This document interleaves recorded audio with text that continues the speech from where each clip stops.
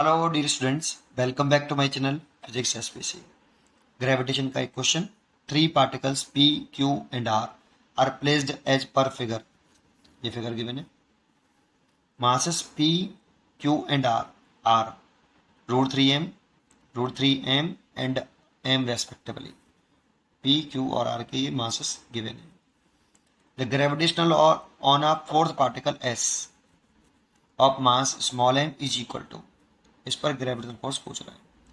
देखो, इस पे फोर्स पूछ रहा है तो आपको क्या करना है कि 3 बार न्यूटन लॉ ऑफ ग्रेविटेशन लगाना है। एक बार इन दोनों पार्टिकल के बीच में, इन दोनों के बीच में और इन दोनों के between. Newton law of gravitation लगाइए और दर्शन दिखाइए। ठीक है, तो शुरू करते हैं। F1 मान लो, मैं पहले इन दोनों पार्टिकल के बीच में न्यूटन लॉ ऑफ ग्रेविटेशन निकाल रहा हूँ। तो ये वाला मास इसको क्या करेगा, अट्रैक्ट करेगा, ऐसे अट्रैक्ट करेगा, और ये फोर्स F1 है। ठीक है, तो F1 की वैल्यू कितनी हो गई, दोनों मास का मल्टीप्लाई जी √3m इंटू एम, तो √3m into M square over इन दोनों के बीच की शॉर्टेस्ट सेपरेशन। इन दोनों के बीच की अगर हम शॉर्टेस्ट सेपरेशन लिखें तो ये देखो, ये 3D है और ये √3D है, तो ये पाथरत्रम से निकाल सकते हो। रूट के अंदर 3D का square 9D square plus √3D का square 3D square, that means root के अंदर 12D स्क्वायर, और यहाँ 12D स्क्वायर का होल स्क्वायर। तो ये हो जाएगा √3GM स्क्वायर ओवर 12, रूट से स्क्वायर हट जाएगा 12D स्क्वायर, और इसकी दर्शन होगी आपकी ऐसे, जो मैंने दिखा दी अट्रैक्टिव नेचर की। तो ऐसे लिख सकते हो, ये किसकी वजह से, due to mass particle P की वजह से है। ठीक है, ऐसे ही F2 निकाल लो। जी दोनों मास का मल्टीप्लाई, तो √3m स्क्वायर, और इन दोनों के बीच की सेपरेशन, शॉर्टेस्ट सेपरेशन √3 है, डी है उसका स्क्वायर करेंगे तो 3D स्क्वायर हो जाएगा। ठीक है, ये हो जाएगा ड्यू टू पार्टिकल क्यू की वजह से फोर्स। इस पर दर्शन दिखा दो, ये वाला मास इसको अपनी तरफ अट्रैक्ट करेगा। ये F2 हो गया। ऐसे ही F3 निकाल लो। तो जी दोनों मास का मल्टीप्लाई m इंटू एम, तो एम स्क्वायर, और इनके बीच की शॉर्टेस्ट सेक्शन देखें तो देखो, ये डी इधर रखी है और ये √3D, तो पाथरत्रम लगाएं तो रूट के अंदर डी का स्क्वायर प्लस 3D स्क्वायर, तो ये आ जाएगा रूट के अंदर 4D square, that means 2D। ठीक है, और 2D का स्क्वायर कर दें यहाँ आपका ऐसे। ठीक है, और स्क्वायर करना पड़ता है तो कितना हो जाएगा, GM square over 4D square. ये हो गया ड्यू टू पार्टिकल आर की वजह से फोर्स एस पर। ठीक है, देखो सारे फोर्स निकाल लिए हमने। अब दर्शन और दिखाओ इसके भी, इसकी भी दर्शन दिखा दी मैंने। ये आपकी हो गई फोर्स F3। अब इस F1 के और F3 की कंपोनेंट करो। कंपोनेंट करने के लिए बेटा ये एंगल चाहिएगा हमें। ये एंगल कैसे निकालें, तो देखो, ये आप यहाँ से एक ट्राइंगल एज्यूम कर लो बेटा, ये वाला। ठीक है, ये वाला, इसमें ये वाली साइड मेरे को मालूम है और ये वाली साइड मालूम है, तो ये एंगल मैं θ1 मान लेता हूँ और sin θ1 निकाल लेता हूँ। sin θ1 परपेंडिकुलर तो हो गया ये, जो कि √3D है, और हाइपोटेनियस हो गई ये, जो कि रूट के अंदर 12 और D स्क्वायर है, इसीलिए बाहर आ जाएगा तो D हो जाएगा। D से तो D मर गया, और ये हो गया पूरा 3/12, दैट मीन्स 1/4, 1/4, 3 से काट गया तो 1/2 हो जाएगा। 3 से 4 बार कटा तो 1/2 हो जाएगा। तो इस sin θ1, ये हो गई sin 30 डिग्री की वैल्यू, इसे कट गया तो θ1 आ गया 30 डिग्री। मतलब ये वाला जो एंगल है ये 30 डिग्री है।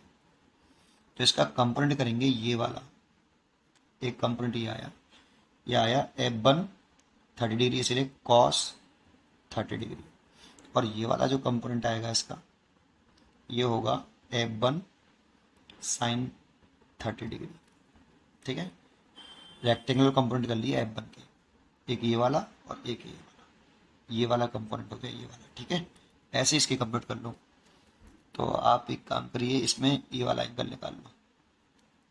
ये कैसे निकाले, तो ये परपेंडिकुलर कर लो ऐसे, ये डिस्टेंस पता है और ये वाली पता है, तो ये थीटा 2 मान लेता हूँ।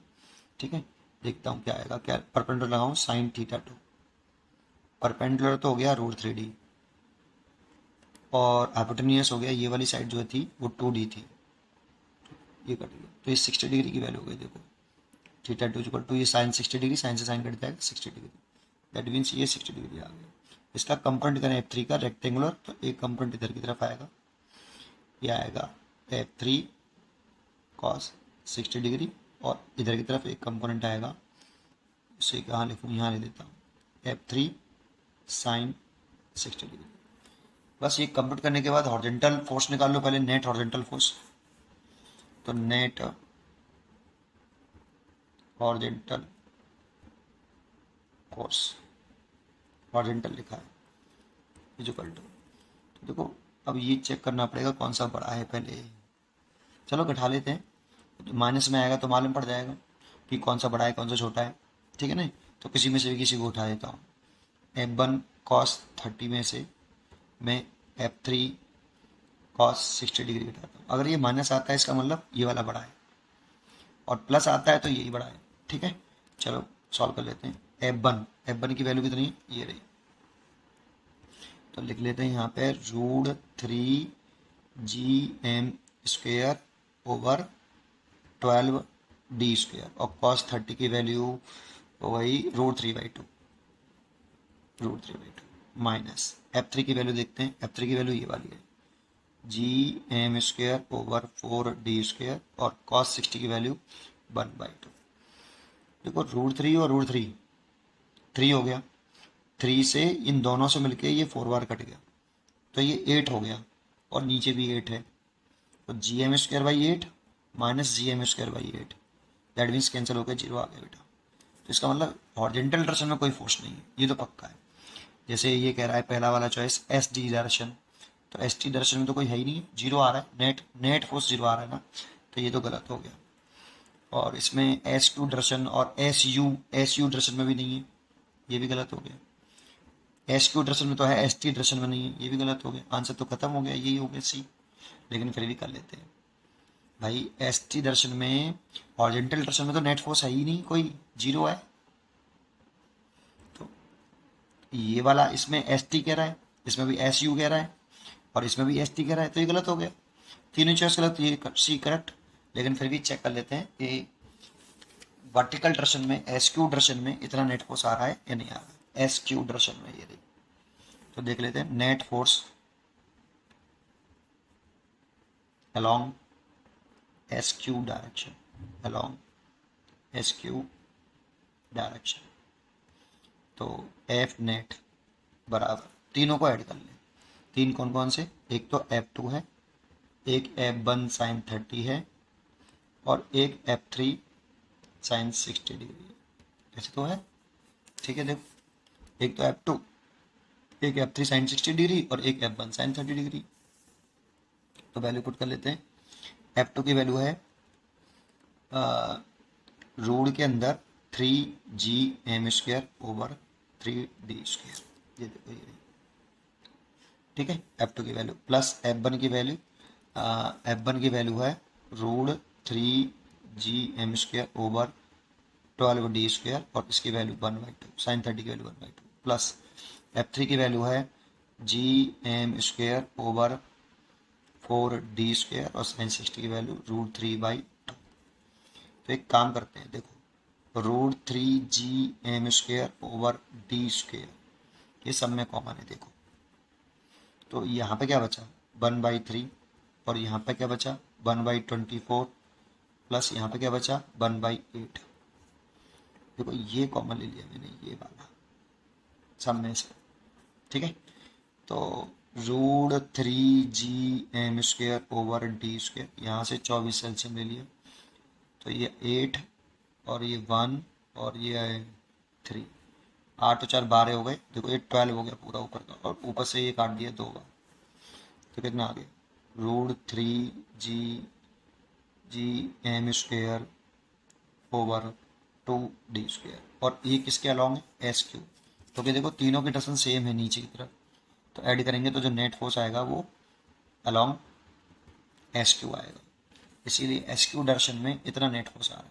सी इज करेक्ट चॉइस, ठीक है ना। तो इसलिए इसका आंसर सी होगा। उम्मीद करता हूँ कि आपको ये जरूर समझ में आया होगा। पढ़ते रहिए और खुश रहिए। Thank you.